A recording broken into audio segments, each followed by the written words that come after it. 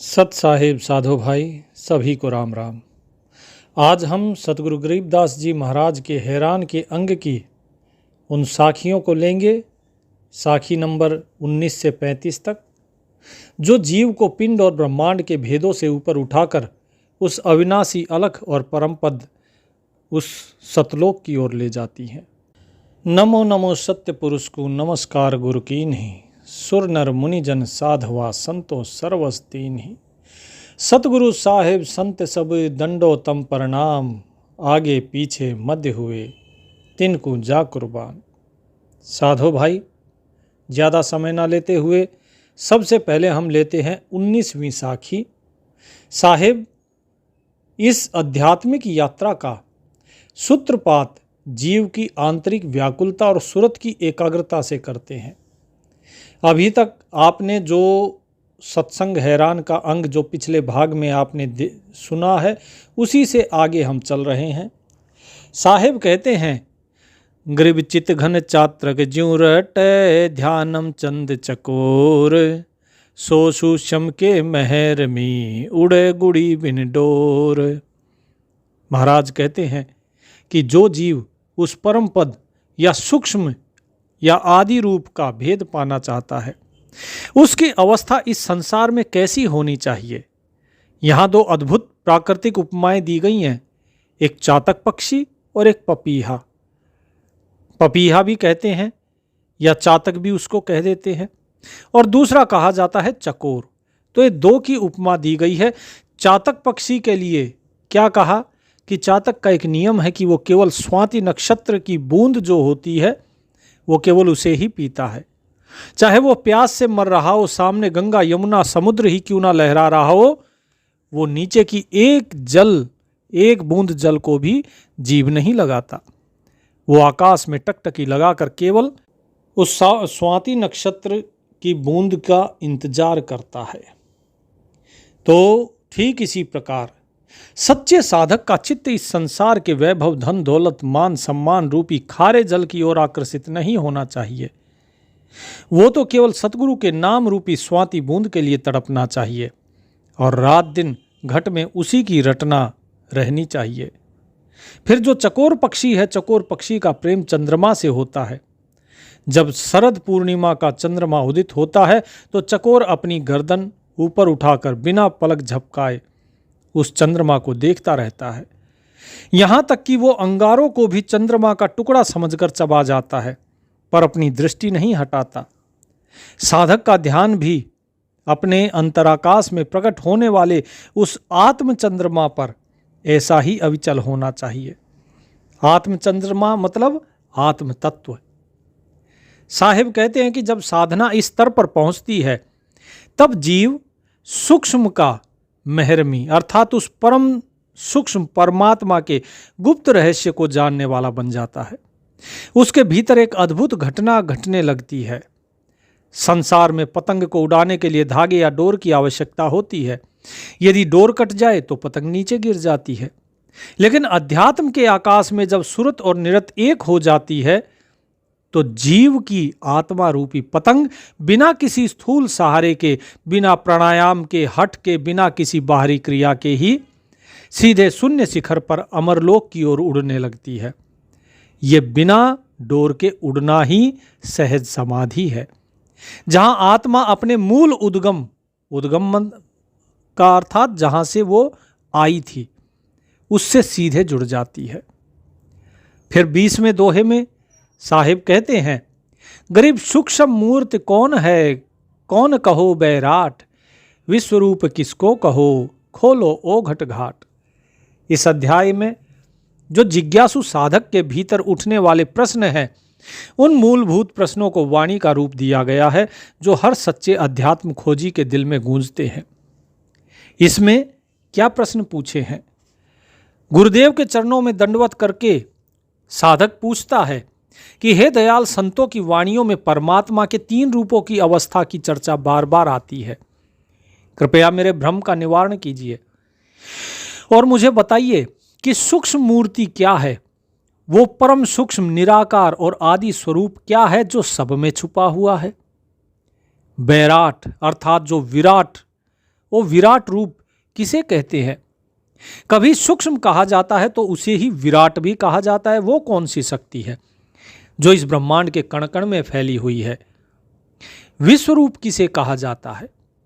वह अनंत हाथों, पैरों और आंखों वाला रूप क्या है जिसे अर्जुन ने गीता के मैदान में देखा, कुरुक्षेत्र के मैदान में देखा, और गीता में जिसकी महिमा गाई है, जिसकी महिमा वेद गाते हैं? तो क्या कहते हैं?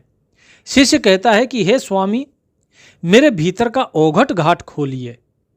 औघट घाट का अर्थ है वो गुप्त मार्ग, वो कठिन और टेढ़ा रास्ता जो हमारे अंतःकरण के भीतर छिपा है, जिसे सुषमना द्वार या 10वां द्वार के भी नाम दिया जाता है। जब तक गुरु कृपा नहीं होती तब तक बुद्धि के कपाट बंद रहते हैं और जीव इन रहस्यों को केवल बौद्धिक स्तर पर ही उलझाए रखता है। इस घाट का ताला केवल सतगुरु की शब्द कुंजी से ही खुल सकता है। फिर क्या कहते हैं साहिब?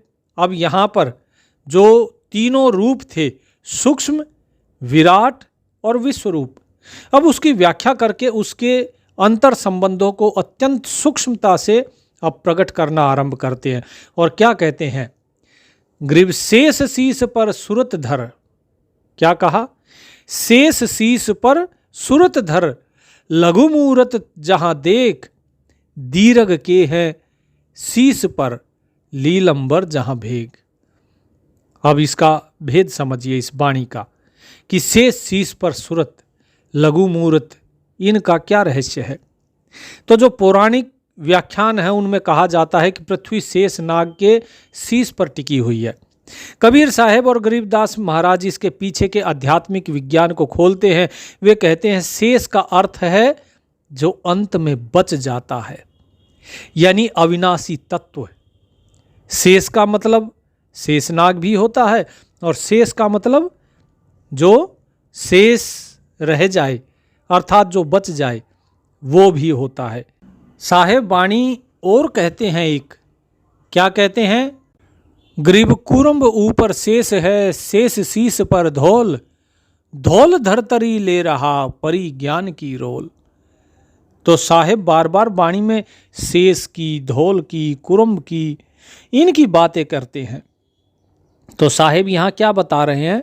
साहेब कहते हैं कि जब साधक अपनी सूरत को अपने मूलाधार चक्र से उठाकर रीढ़ की हड्डी यानी सुषुम्ना के रास्ते, बंकनाल के रास्ते ऊपर ले जाता है तो अंतःकरण के अत्यंत सूक्ष्म बिंदु पर उसे जिस परम चेतना के दर्शन होते हैं उसे लघु मूर्त या फिर सूक्ष्म रूप कहा जाता है।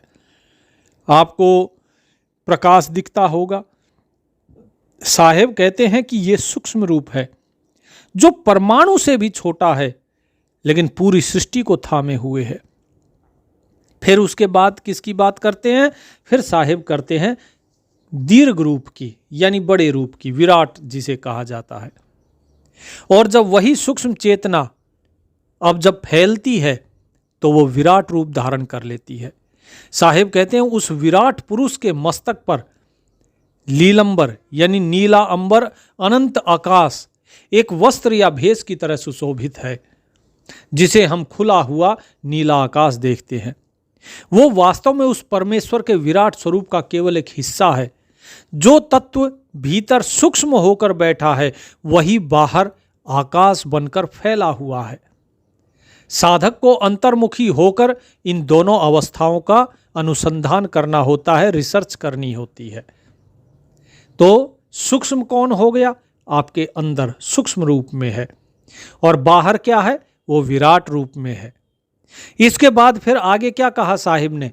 साहिब फिर दोहा नंबर 22 में कहते हैं कि सतगुरु जो है इस दोहे में सगुण प्रतीकों के माध्यम से निर्गुण के भीतर होने वाले दिव्य नाद प्रकाश उनके अनुभवों को रेखांकित करते हुए कहते हैं, ग्रीव पीतंबर जहां परस ले शंख चक्र मुक्ताल, भिरगलता कुंडल कला यो सुषम का ख्याल। अब देखिए क्या कहा साहिब ने कि संसार के लोग पत्थरों की मूर्तियों को पीतांबर अर्थात पीले वस्त्र, शंख चक्र, मोतियों की माला जिसे कहते हैं मुक्ताल, बोले ये पहनाते हैं। लेकिन सतगुरु गरीबदास जी महाराज कहते हैं कि असली दर्शन घट के भीतर का है। घट मतलब इस शरीर के अंदर। जब सूरत भ्रकुटी के बीच तीसरे तिल को पार करती है, कुछ लोग भ्रकुटी के मध्य तीसरे तिल भी कहते हैं, वास्तव में त्रिवेणी कहा जाता है। बोले जब उसको पार करती है तो वहां एक दिव्य पीले रंग का प्रकाश होता है। तो क्या कहा? सबसे पहले शंख, शंख की बात करी साहिब ने, शंख चक्र मुक्ताल। अब इस शंख को कहने का क्या मतलब है? चक्र क्या है? क्या ये विष्णु जी की बात हो रही है?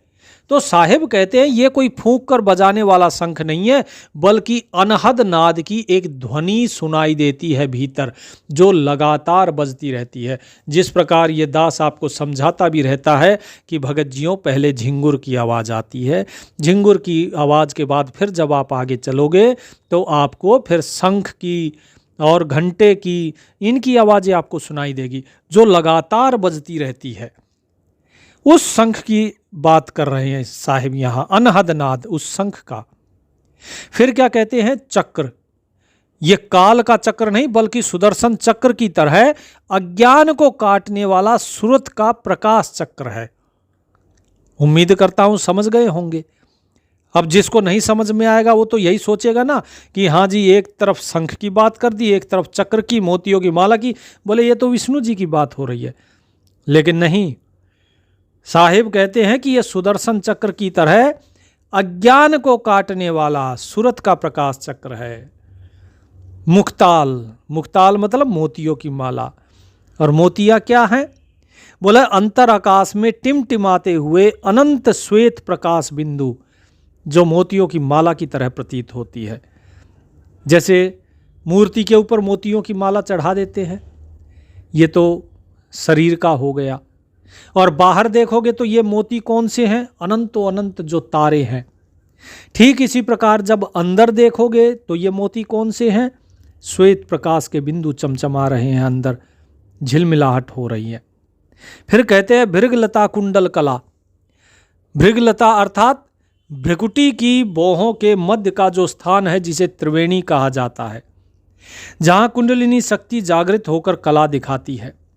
साहिब स्पष्ट कहते हैं कि यो सूक्ष्म का ख्याल, कि ये सब उस परम सूक्ष्म, उस सूक्ष्म परमात्मा का ही एक खेल है, एक ख्याल है। ये सब जो लोग ईश्वर को केवल निराकार, सूखा या शून्य मानते हैं, वे नहीं जानते कि उस शून्यता के भीतर कितनी दिव्य शक्तियां, कितनी दिव्य रश्मियां, कितने नाद और कितने प्रकाश विलास कर रहे हैं। वो सूक्ष्म होकर भी अनंत ऐश्वर्य से पूर्ण है। साहिब कहते हैं अपने अगले 23वें दोहे में कि गरीब लघु से दीर्घ होत है, दीर्घ से लघु फेर, तिल में तालिब बसत है, सुई समान सुमेर। अब देखिए भगत जियो, ये सारी चीज जो है ना, अगर आप लोगों ने अगर फिजिक्स पढ़ी है, भौतिकी विज्ञान, तो उसमें जो क्वांटम फिजिक्स आती है उसके चरम बिंदु को बताया जा रहा है यहाँ। और यहाँ तक पहुँचने में वैज्ञानिकों को पता नहीं कितने हजारों लाखों साल लग जाएं, क्योंकि वैज्ञानिक तो पहुँच ही नहीं पाएंगे उस जगह तक जहाँ पर आकार और सीमा का कोई अर्थ ही नहीं रहता। साहिब क्या कहते हैं? साहिब कहते हैं कि वो परमात्मा इतना स्वतंत्र और कौतुकी है कि वो लघु से दीर्घ होत है, एक पल में सूक्ष्म परमाणु से इतना बड़ा विराट रूप ले लेता है और अनंत ब्रह्मांड भी उसके अंदर समा जाते हैं, और अगले ही पल वो फिर से दीर्घ से लघु हो जाता है। उन अनंत ब्रह्मांडों के स्वामी को यदि समेटना हो तो एक छोटे से अणु के भीतर सिमट कर बैठ जाता है। संतों ने कहा है, अणु से अणु महान से महान, जो जान गया वही चतुर सुजान। फिर क्या कहा कि तिल में तालिब और सुई में सुमेरु की बात हुई है। साहिब कहते तिल में तालिब बसत है। तिल का अर्थात है कि हमारे माथे के बीच में जो त्रिकुटी है वो बिंदु। बोले और तालिब क्या अर्थ है? कि वो स्वयं परमात्मा जिसकी आप खोज कर रहे हो, कि वो परमात्मा कहाँ बसता है?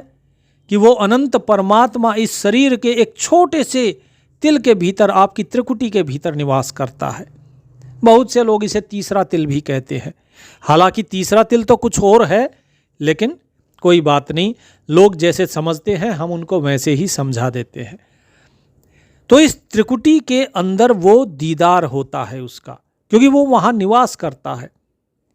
फिर क्या कहते हैं कि सुई समान सुमेर।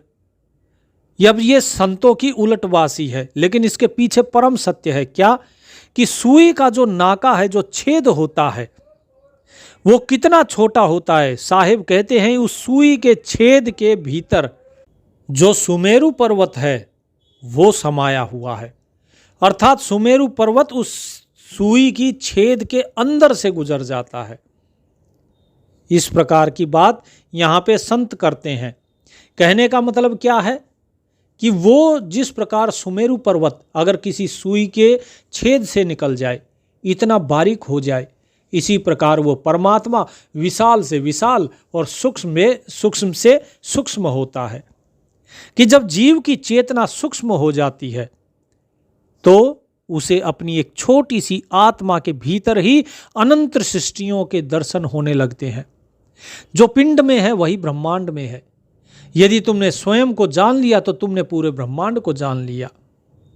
इसके बाद 24वें दोहे में साहिब कहते हैं, गरीब चित्र भुजी सूक्ष्म कला, सूक्ष्म अर्थात सूक्ष्म, गरीब चित्र भुजी सूक्ष्म कला, सहस भुजा बैराट, कोटि भजा विश्वरूप है गुरु लखाई बाट। सूक्ष्म, विराट और विश्वरूप का फिर से वर्गीकरण करते हुए, भेद बताते हुए सतगुरु गरीबदास जी महाराज हमें समझाते हैं कि भगवान के इन रूपों को कैसे पहचाने। चतुर्भुज रूप, बोले ये एक सूक्ष्म कला है। ये अंतःकरण के भीतर वो चतुर्भुजी चैतन्य शक्ति है। कौन सी?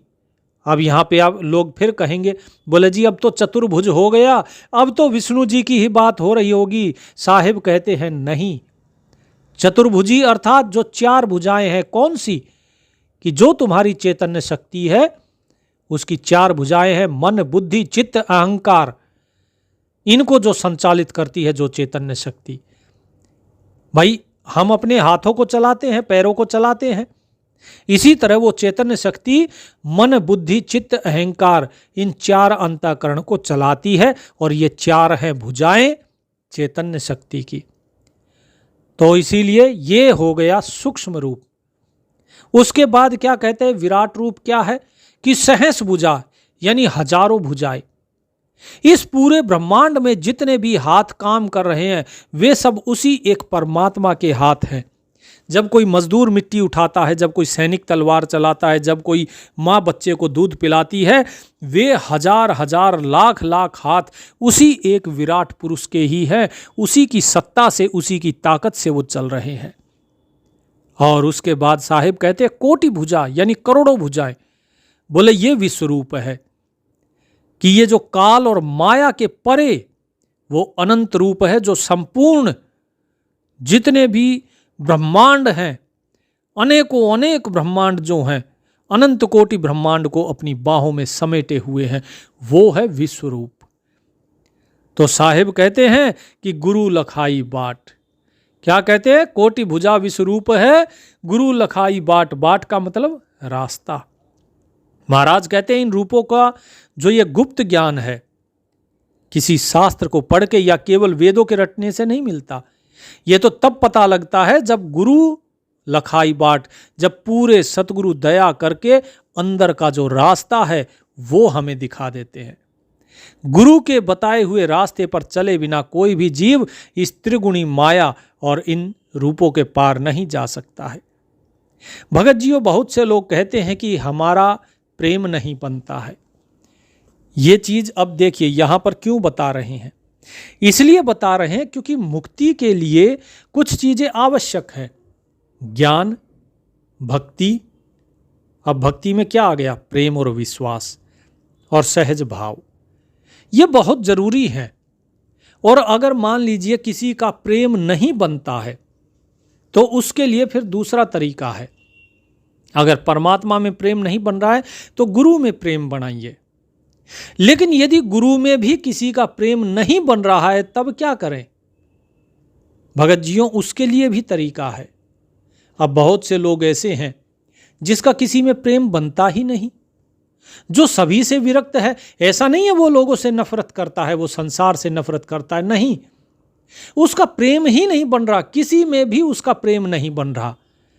तो इसका मतलब ये है कि ऐसा जो भगत है वो भक्ति मार्ग नहीं, वो ज्ञान मार्ग पे चलने लायक है।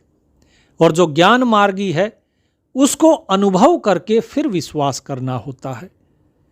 एक होता है भक्ति मार्ग जहां पे प्रभु पर विश्वास किया जाता है, उससे प्रेम किया जाता है और फिर अनुभव होता है उस परमात्मा का। लेकिन एक होता है ज्ञान मार्ग जहां पर व्यक्ति को पहले अनुभव करना होता है और अनुभव करने के बाद फिर उसे धीरे धीरे विश्वास होता है। अंत में ये सारी चीजें इकट्ठी ही होती हैं। ज्ञान, आपका दूसरा है विश्वास, प्रेम। ये ज्ञान, विश्वास, प्रेम, ये सहज भाव के साथ मिलके ये चार स्तंभ होते हैं, तब व्यक्ति को मुक्ति मिलती है। अब मान लीजिए आपके अंदर प्रेम नहीं है, आपके अंदर ज्ञान है, केवल आप विश्वास नहीं कर पा रहे, तो सबसे पहले व्यक्ति को क्या करना होता है? सबसे पहले व्यक्ति को स्वयं को जानना है। ठीक है, आप भगवान पर विश्वास नहीं कर रहे हैं तो ठीक है, स्वयं को जानिए। और जब धीरे धीरे स्वयं को जानते हैं तब वो धीरे धीरे विश्वास करना शुरू करता है कि हाँ, ये चीज मैं अनुभव कर रहा हूं। और जब अब मैं अनुभव कर रहा हूं तो अनुभव के बाद उसको विश्वास आना शुरू होता है। और जब विश्वास आता है तो फिर वो आगे और अनुभव करेगा, तो उसे ये पता लगेगा अरे मैं तो हुई नहीं। फिर जो उसे दिखता है फिर वो उस पर विश्वास करता है और तब उसका प्रभु में प्रेम पैदा होता है। तो ये दो अलग अलग रास्ते हैं।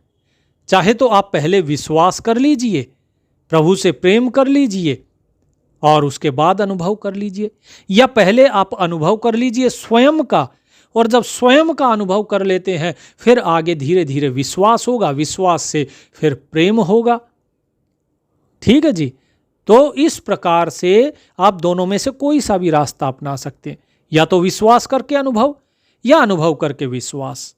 एक ज्ञान मार्ग है, एक भक्ति मार्ग है। अब ये तो आप अच्छे से जानते हैं कि आपके अंदर प्रेम भाव पैदा है कि नहीं है। जिसका गुरु के प्रति, परमात्मा के प्रति प्रेम भाव है उसके धन्य भाग हैं, वो जल्दी ही मुक्त हो जाएंगे। लेकिन जिसका नहीं है उसे ज्ञान मार्ग पे चलना होगा, और ज्ञान मार्ग पे चलते हुए, नाम सुमरन करते हुए उसे स्वयं को जानना होगा, फिर स्वयं से आगे बढ़ना होगा, और तब जाकर वो प्रभु से प्रेम कर पाएंगे। मुक्ति तभी होगी। तो ये जब सारी चीज़ें मिल जाती हैं तब मुक्ति है। अब आचार्य गरीबदास महाराज आगे का भेद खोलते हैं। दोहा नंबर 25, गरीब परमानंद पद परस ले, शंख भुजा सैलान, तीनों मूर्त खूब हैं, अवगत गति कुर्बान। क्या कहते हैं? सदगुरु जी कहते हैं कि हे जीव, तू इन रूपों की चर्चा में ही मत अटका रहे। कौन से रूप? कि सूक्ष्म रूप है, विराट रूप है, ठीक है, या विश्व रूप है। गरीबदास महाराज कहते हैं इनकी चर्चा में तू अटक ही मत, बल्कि आगे बढ़कर उस परमानंद पद को परख, उसका स्पर्श कर, उसे जान। परमानंद वो अवस्था है जिसके आगे संसार के सारे सुख, स्वर्ग के सुख, यहाँ तक कि बैकुंठ के सुख भी फीके पड़ जाते हैं। वो शंख भुजा सैलान, यानी जहाँ अनंत ध्वनियों और शक्तियों का विलास, मौज है, जहाँ पर साहिब क्या कहते हैं? तीनों मूर्त खूब हैं, अवगत गति कुर्बान। महाराज कहते हैं वैसे तो ये तीनों मूर्ति, सूक्ष्म, विराट और विश्वरूप, बोले ये तीनों मूर्तियां जो है ये बोले बड़ी खूब हैं। तीनों ही परमात्मा की महिमा को प्रकट करने के लिए ये तीनों ही रूप सुंदर हैं। लेकिन मेरी आत्मा तो उस अवगत, अव्यक्त, अनिर्वचनीय, जो मन और वाणी की पहुंच से परे है, बोले उसकी गति पर कुर्बान जाती है। संतों का असली ठिकाना उस रूप और अरूप के भी पार है, जिसे सतलोक या अनामी पद कहा जाता है। वहां कोई आकार नहीं, केवल अखंड शुद्ध प्रेम और चैतन्य का साम्राज्य है। भगत जियो, ये दास यहाँ पर आपको कुछ और भी बताना चाहेगा कि जो यहाँ पर साहिब बता रहे हैं सूक्ष्म, वैराट और विश्वरूप, ये जो तीन चीज़ें बताई जा रही हैं, ये तीनों चीज़ें आपके जो कबीर साहिब बताते हैं ना, चार राम, ये उनकी तुलना यहाँ पर साहिब ने करी है। उन्हें ही सूक्ष्म, वैराट और विश्वरूप के रूप में बताया है। जिस प्रकार आपके अंदर जो तत्व है, जो तत्व है वो क्या है? वो तत्व है सूक्ष्म रूप। और जो बाहर जो ओम है, ये क्या है? ये विराट रूप है। इसके बाद विश्वरूप क्या है? जो सत्य है वो विश्वरूप है। और इनसे भी परे ओम, तत्व, सत्य, इन तीनों से परे जो चौथा है वो है वास्तव में जो साहिब ने कहा परमानंद पद, जिसे कहा जाता है अनामी, वो अवगत, वो परमात्मा, वो चौथा राम, वो है इन तीनों से परे। तो इस भेद को केवल मतलब कोई तत्वदर्शी होगा वो आपको समझा पाएगा, जैसे आचार्य गरीबदास महाराज ने खोल के बताया है। फिर 26वें दोहे में साहिब कहते हैं, गरीब भगल विद्या पावे नहीं, विकट पंथ वा गैल, सुर नर मुनि जन थकत हैं, संत करें जहां सैल। सैल अर्थात सैर सपाटा, घूमना फिरना। ठीक है जी, सैलानी होते हैं ना, सैलानी जाते हैं घूमने फिरने, वही सैल कही गई है। तो क्या कहते हैं कि भगल विद्या, भगल विद्या का अर्थ होता है कि इस संसार की, जो संसार की विद्या है, भगलीगर यानी जो तमाशा दिखाने वाला, ठीक है, और भगल मतलब तमाशा, कि ये जो तमाशे की जो विद्या है, तमाशा कैसे? जो नाटक खेलते हैं वो तमाशा ही तो दिखाते हैं। जैसे बगुला है, बगुला पानी के भीतर एक पैर पर खड़ा रहता है, वो आंखें बंद करके ऐसा नाटक करता है जैसे बहुत बड़ा ध्यान लगा रहा हो, लेकिन जैसे ही कोई मछली पास आती है वो तुरंत झपट्टा मारकर, चोंच मारकर उसे निगल जाता है, उसे खा लेता है। संसार में ऐसे अनेक साधक हैं जो भगल विद्या अर्थात दिखावे की भक्ति, बगुला भक्ति सीखते हैं। वे कान बंद करना, प्राणायाम से शरीर को जो है हवा में उठाना, या थोड़े बहुत चमत्कार दिखाकर जनता से धन और मान बटोरते हैं। विकट पंथ, साहेब कहते हैं कि विकट पंथ वा गैल, लेकिन सतगुरु जी कहते हैं इस भगल विद्या से, इस बुगला विद्या से वो परम पद कभी प्राप्त नहीं हो सकता। विकट पंथ वा गैल, कि वो जो सतलोक का रास्ता है वो बड़ा ही विकट है, अत्यंत कठिन है, संकरा है, दुर्गम है। वहाँ कपट या चालाकी या चतुराई का कोई सिक्का नहीं चलता, क्योंकि सुर नर मुनि जन थकत हैं, संत करें वहाँ सैल। साहिब कहते हैं कि उस कठिन मार्ग पर बड़े बड़े देवता, इंद्र, ब्रह्मा, विष्णु, महेश, बड़े बड़े ऋषि मुनि भी अपनी सिद्धियों और तपस्याओं के अहंकार के कारण थक कर गिर जाते हैं, उन्हें भी वो पार ब्रह्म पद नहीं मिलता। लेकिन संत जो होते हैं, संत करें जहाँ सैल, सतगुरु के जो सच्चे दास हैं, जो निष्कपट हंस आत्माएं हैं, वे अपने गुरु के नाम की पतवार के सहारे उस परम आकाश में ऐसे सैल अर्थात ऐसे घूमते हुए जाते हैं जैसे कोई अपने बगीचे में टहल रहा हो। संतों के लिए जो सहज है वो दुनिया के बड़े बड़े योगियों के लिए भी असंभव है। और जब साधक संतों की उस सैर की अवस्था में पहुंचता है तो उसकी आत्मा की गति कैसी होती है, काल और स्थान उसके लिए कैसे समाप्त हो जाते हैं, इसका वर्णन साहिब करते हैं। गरीब छिन में चढ़े आकाश को, छिन में जाए पताल, छिन छिन उर में देख ले, छिन में नैनो नाल। कि भाई संसार में सबसे तेज गति किसकी मानी गई है? प्रकाश की। और प्रकाश से भी ज्यादा तेज गति किसकी मानी गई है? मन की। लेकिन आत्मा की गति इन सबसे परे है। महाराज कहते हैं कि जागृत आत्मा, जो आत्मा जाग गई, वो क्षण में चढ़े आकाश को, यानी एक क्षण में, एक क्षण के 1000वें हिस्से में वो ब्रह्मांड के सर्वोच्च शिखर यानी शून्य या भंवर गुफा पर पहुंच जाती है। और क्षण में जाए पताल, और अगले ही पल पे वो नीचे पाताल मूलाधार में आ जाती है। उसके लिए कोई दूरी, कोई दीवार, कोई रुकावट नहीं है। साहिब कहते हैं 16 शंख पर तकिया हमारा, कि जो सतलोक है वो कितनी दूर है? सतलोक है 16 शंख कोस दूर, कि 16 शंख कोस इतनी दूरी आज तक जो है विज्ञान नहीं नाप पाया। कितने ही प्रकाश वर्षों तक की यात्रा कर ली हो चाहे, लेकिन 16 शंख कोस तक पहुंच ही नहीं पाया, क्योंकि इतने समय को नापने के लिए यदि प्रकाश की गति से भी चलें तो नाप नहीं पाएंगे। साहिब कब कहकर गए थे कि 16 शंख पर तकिया हमारा, कि भाई हमारा स्थान जो है ना वो 16 शंख पर है सतलोक में, लेकिन उस तक लोग पहुंच ही नहीं पाते। लेकिन ये आत्मा, ये सुरत हमारी पल में वहाँ सतलोक पहुँच जाती है और पल में संतों की सुरत इस संसार में आ जाती है।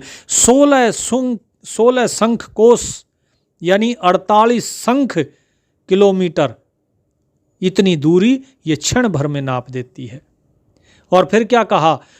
उर और नैनो नाल में दर्शन में क्या कहा कि छिण छिण उर में देख ले, छिण में नैनो नाल, कि क्षण भर में अपने उर अर्थात हृदय, कि हृदय के भीतर उस परमात्मा का दीदार करती है और क्षण में ही, अगले ही पल आंखों की पुतलियों के पीछे जो त्रिकुटी है उस प्रकाश की झलक पा लेती है। और जो साधक इस गति को पा लेता है वो काल के बंधन से मुक्त हो जाता है। वो भूत भविष्य वर्तमान को एक ही क्षण में देखने की सामर्थ्य रखता है, क्योंकि वो अपने स्वयं का स्वरूप जान चुका होता है। जैसे आप बैठे हैं, आप बैठे बैठे एक पल में कल्पनाओं में खो जाते हैं और एक पल में फिर से आप इस संसार में आ जाते हैं, एक पल में। ठीक इसी प्रकार जब आत्म तत्व को जान लिया तो एक पल में ये आत्मा सतलोक पहुंच जाती है और एक पल में ही वापस इस संसार में आ जाती है। फिर साहिब कहते हैं अपने 28वें श्लोक में, दोहे में, ग्रीब आडा पर्दा खुल गया, जहाँ चाहे तहाँ देख, रुंड मुंड मोले खड़ा, जाके रूप न रेख। आडा पर्दा क्या है? कि परमात्मा कहीं दूर नहीं, वो हमारे ठीक सामने है, लेकिन बीच में अहंकार, अज्ञान और वासना का पर्दा है, वो बीच में गिरा हुआ है। जैसे आंखों के सामने एक छोटा सा तिनका आ जाए तो पीछे खड़ा पहाड़ भी दिखाई नहीं देता। अगर आगे कुछ छोटी सी एक उंगली भी अगर आप आंख के आगे लगा दो तो इसके आगे का फिर आपको कुछ नहीं दिखाई देगा।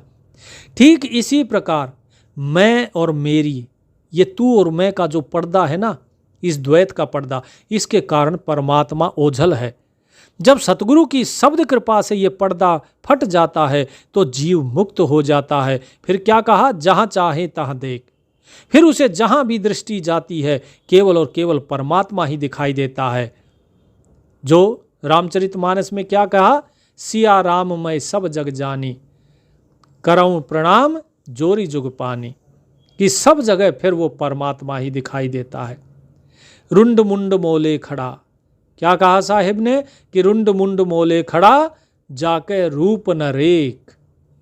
अब साहिब उस निराकार के दर्शन की बात करते हैं, तीनों रूपों से परे, सूक्ष्म, विराट और विश्व रूप से परे की बात करते हैं। क्या कहते हैं? कि वो मौला, वो परमात्मा हमारे भीतर खड़ा है, लेकिन उसका स्वरूप कैसा है? जाके रूप न रेख, कि उसका कोई विशेष न रूप है न उसकी कोई रेखा है अर्थात आकृति है। वो रुंड मुंड अर्थात उसका कोई भौतिक सिर नहीं है, न धड़ है। वो निराकार चैतन्य सत्ता है। वो बिना पैरों के चलता है, बिना कानों के सुनता है, बिना हाथों के सारा काम करता है। उस निराकार मौले से जब जीव का साक्षात्कार होता है तो जीव स्वयं भी रूप रेखा से मुक्त होकर उसी का ही रूप हो जाता है। अब जरा आप देखिए, एक बड़ा मतलब जो स्वाभाविक एक व्यवहारिक उदाहरण आपको देते हैं। जीव पैदा होता है संसार में तो सबसे पहले आकार धारण करता है, रूप धारण करता है माता के गर्भ में, और उसके बाद नाम धारण करता है इस संसार में आने के बाद। ठीक है जी। और उसी नाम रूप के चक्कर में वो फंसा रहता है और अंत समय में वो मर जाता है। जो शरीर है, शरीर यहाँ पे माता के गर्भ से लिया, छूट गया। यही जो नाम था, नाम भी संसार से ही लिया था।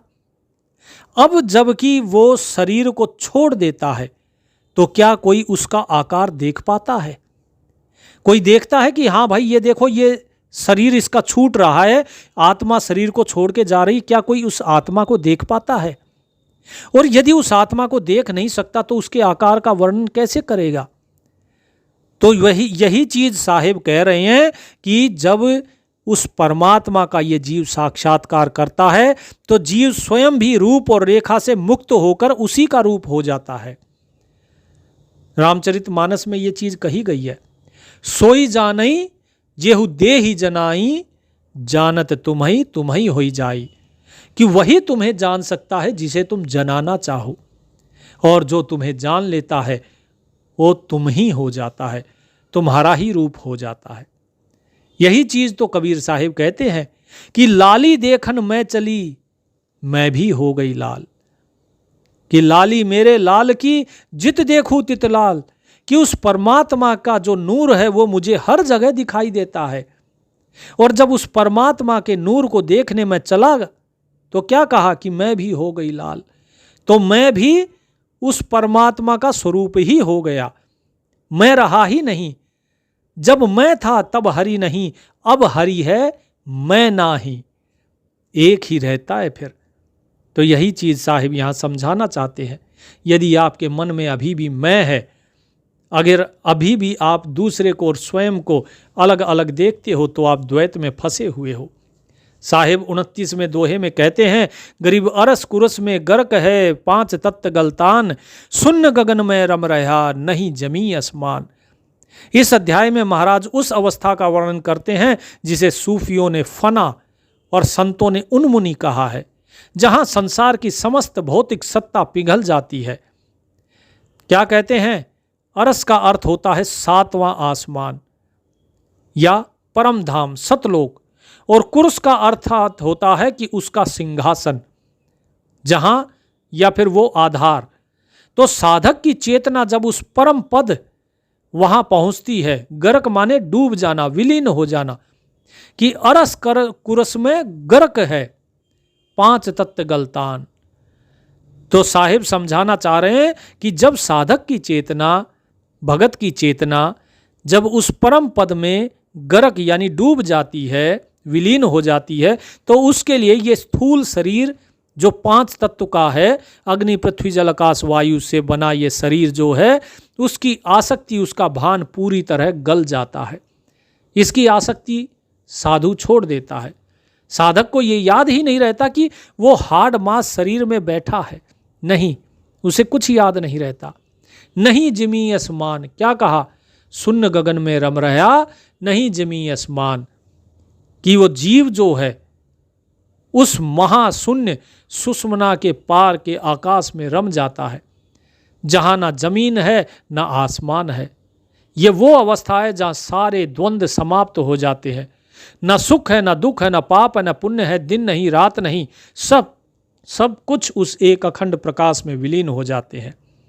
इसी को संतों ने केवल्य पद या अमर पद कहा है, और यही अमर पद प्राप्त करने के लिए जीव निरंतर प्रयासरत रहता है। तो भगत जियों, आज आपको 29वीं साखी तक ही हम बता पाए, सत्संग लंबा हो रहा है, आगे का भेद हम अगले भाग में जानेंगे। तब तक दास को आज्ञा दीजिए। सत साहेब।